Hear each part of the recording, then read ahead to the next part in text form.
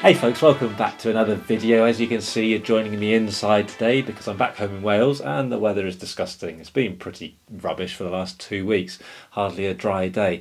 And as much as I like doing these videos outside, it's just nicer all around, isn't it? I also like staying dry, so here I am in my dining room for today's video.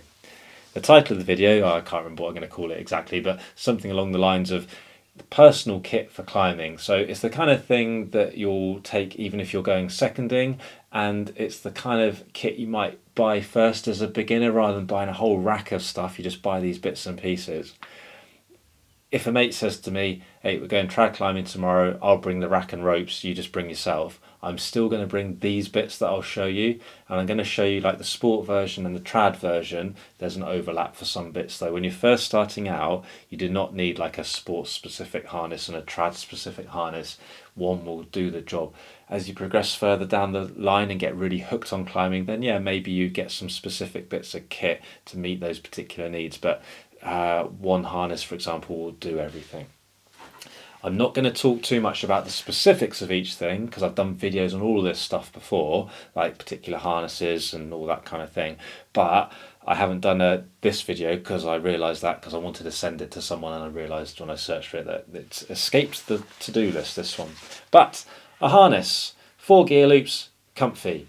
If you go to a decent shop like Outside, who support the channel very kindly and have done for some time, they'll have super knowledgeable people working in the shop, and they'll have loads of different harnesses, and they'll have a point somewhere where you can dangle from a harness, because just because this harness is comfy for me does not mean it will be comfortable for you. It probably will be, but it's not necessarily. Men's harnesses, women's harnesses as well, so find one that fits. It doesn't need to be anything fancy. You can get harnesses from somewhere around £30, right?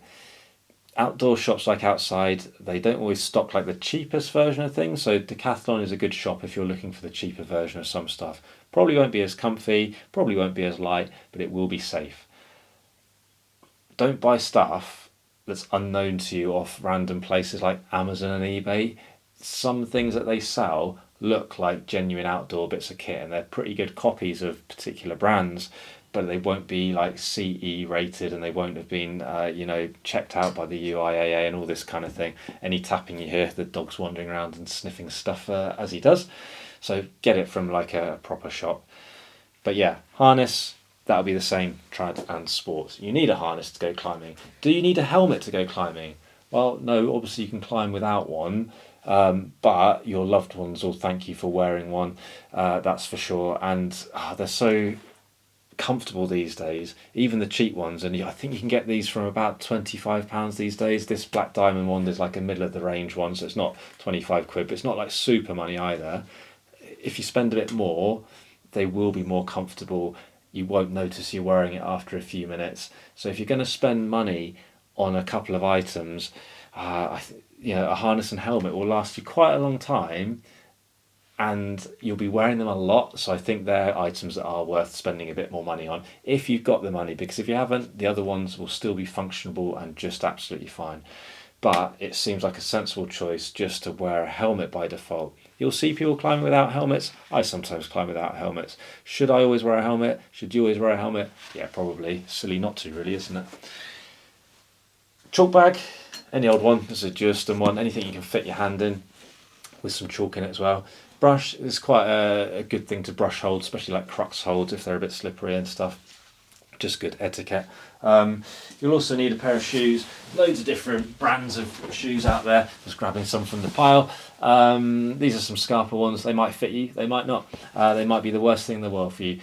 When you're buying starter ones, don't buy them too aggressive. These are not beginner shoes because they've got a bit of downturn. Don't fit them too tight, they'll be uncomfortable. Just snug but still comfortable. Try loads on. That decent shop will have a load you can try on, and some people who know their stuff to be able to give you good advice as well.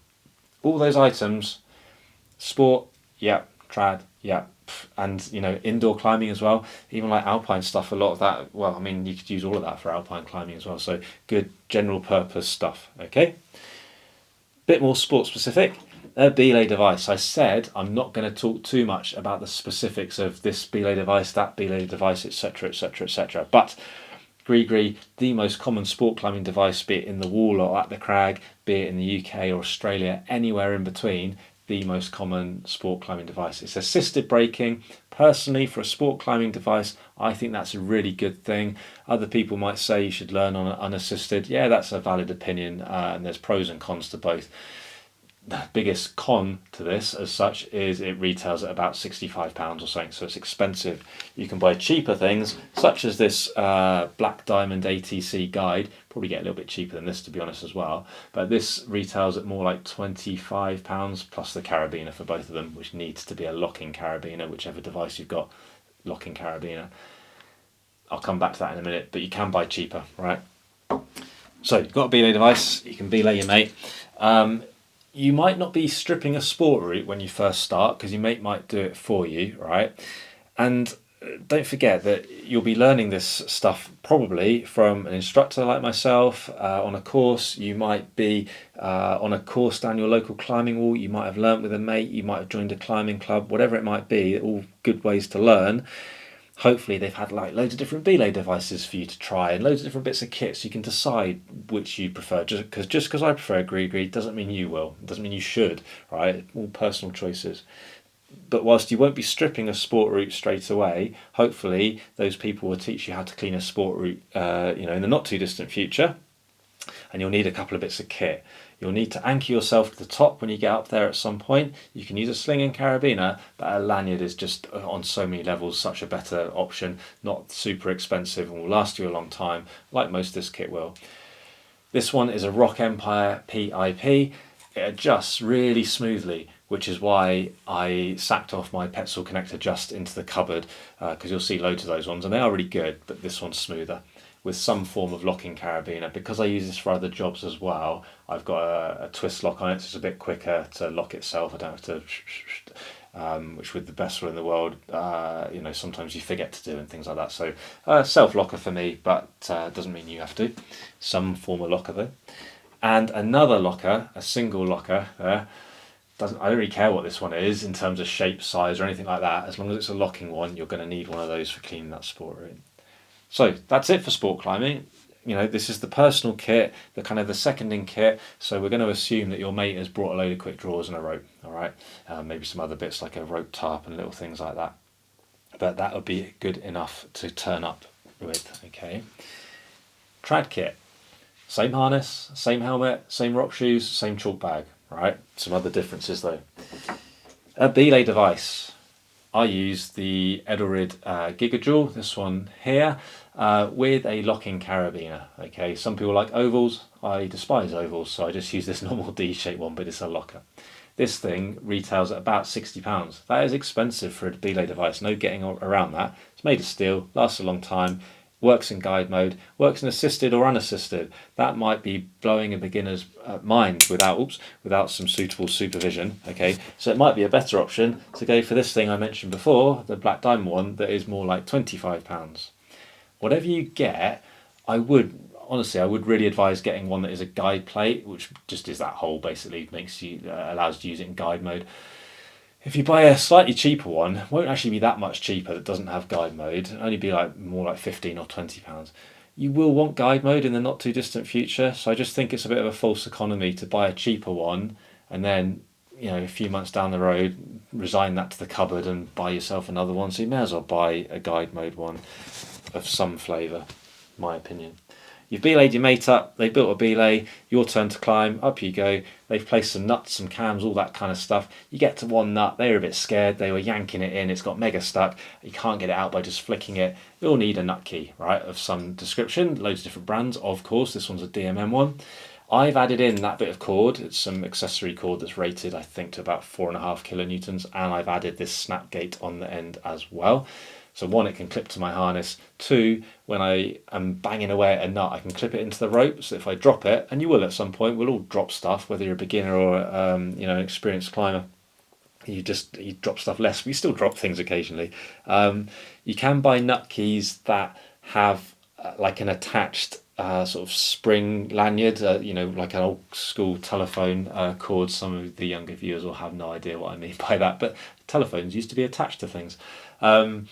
They have a little clip built onto the end as well, but the clip's really small, so it's quite fiddly. And I just don't like them actually. I'd rather have this. I also like the fact that this is useful cord. I can use it for other things. Plus the carabiner there is useful for other things as well. But a Nutkey of some description. Next up, slings next. 2 slings with, slightly controversially, because people get very excited about stuff like this, 2 locking carabiners, 1 on each. So I have a 240cm sling with a locking carabiner, and I have a 120cm sling with locking carabiner. The bit that people get excited by is whether these should be locking carabiners or snap gates. When you're a beginner, if in doubt, use a locking carabiner. It is as simple as that, okay? Once you've been climbing a while, you'll have more experiences to make better decisions and have better judgment making, all that kind of thing. You'll save a few grams by using a snap gate, a little bit quicker to use. Does that make any difference to the routes you're going to be on? No, it doesn't really make much difference to the routes I'm going to be on. It's pretty niche examples when those grams are going to save any realistic weight, but it all adds up eventually.